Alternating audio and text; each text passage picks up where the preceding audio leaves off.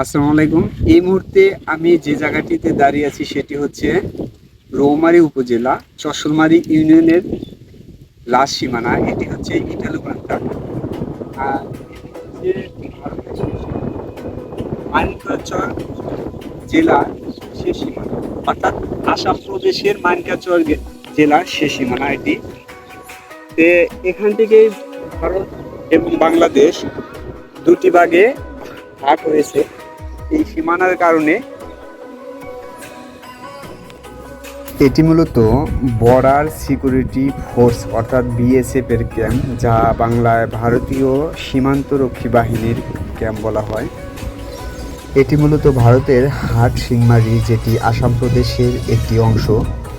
আসাম প্রদেশ British ভারতের একটি প্রদেশ ছিল, যা 1912 সালে পূর্ববঙ্গ ও আসাম প্রদেশ বিভক্তির মাধ্যমে প্রতিষ্ঠিত হয়েছিল।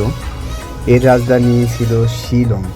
1874 সালে উত্তর পূর্ব সীমান্ত অনিয়ন্ত্রিত প্রদেশ হিসেবে প্রথম আসাম অঞ্চলটি বঙ্গ থেকে অর্থাৎ বাংলা থেকে পৃথক হয়েছিল। একটি লোক কাজ করছেন, যারা এই ভিডিওটি দেখছেন তারা হয়তো লোকেশনটি চিনতে পারছেন।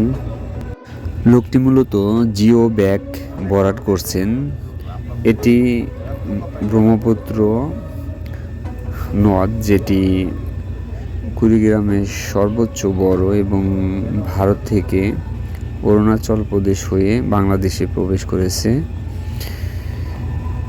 এটি বাঁধের কাজ চলমান, যেটি রৌমারী উত্তর জনপদের দীর্ঘদিনের একটি লালিত স্বপ্ন ছিল।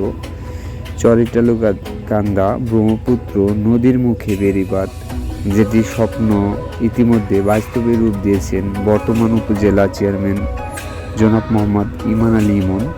ধন্যবাদ জানাই তাকে এই সুন্দর বেড়িবাঁধ করে দেওয়ার জন্য। রৌমারী অনেক আবাদি জমি এই বেড়িবাঁধের জন্য কয়েকটি ইউনিয়নের হলহলিয়া ও সোনাবরী নদীর মাঝে কৃষকের রূপাদান, চীনাবাদাম, পাটের কোনো ক্ষয়ক্ষতি হয়নি। যেটি লম্বা 1600 ফিট, উচ্চতা 27 ফিট এবং এর প্রস্থ রয়েছে 300 ফিট। বেড়িবাঁধটি 300 ফিট লম্বা, অর্থাৎ 51.44 মিটার লম্বা রয়েছে। বেড়িবাঁধের দুপাশে জিও ব্যাগ রয়েছে।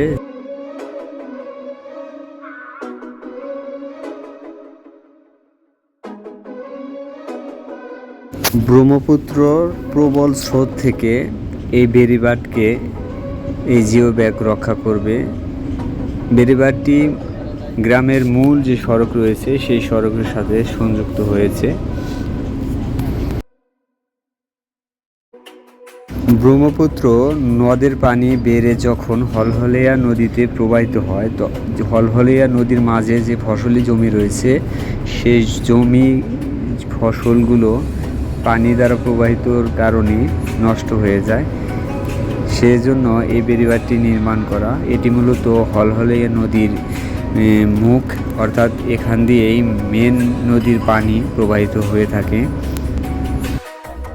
ষষ্ঠ রৌমারী উপজেলা পরিষদ 2024-এর জয়ী প্রার্থীগণ চেয়ারম্যান, ভাইস চেয়ারম্যান এবং মহিলা ভাইস চেয়ারম্যান এটিকে একটি পর্যটক কেন্দ্র হিসাবে গড়ে তোলার জন্য পরিকল্পনা করছেন এবং এখানে যদি একটি বর্ডার হাট গড়ে তোলা যায়, তাতে এখানকার যে এলাকার মানুষের অর্থনৈতিক দিক উন্নতি হবে এবং ব্যবসা বাণিজ্যের প্রসার ঘটবে। সেই সাথে এই অঞ্চলের মানুষের রাস্তাঘাট এবং যাতায়াতের যে সমস্যা রয়েছে তা দ্রুতই সমাধান হবে এবং এই বাঁধের কারণে এই নদী ভাঙ্গন খুব দ্রুতই রক্ষা হবে বলে আশা করা যায়। 7 জুন 2024 রৌমারী উপজেলা পরিষদের নির্বাচিত হওয়ার পর চেয়ারম্যান, ভাইস চেয়ারম্যান এবং মহিলা ভাইস চেয়ারম্যানের পক্ষে শামসুদ্দোহা তিনি জনগণকে এই আশ্বাস দেন এবং নতুন করে বাঁধটি সংস্করণের কাজের শুভ উদ্বোধন ঘোষণা করেন।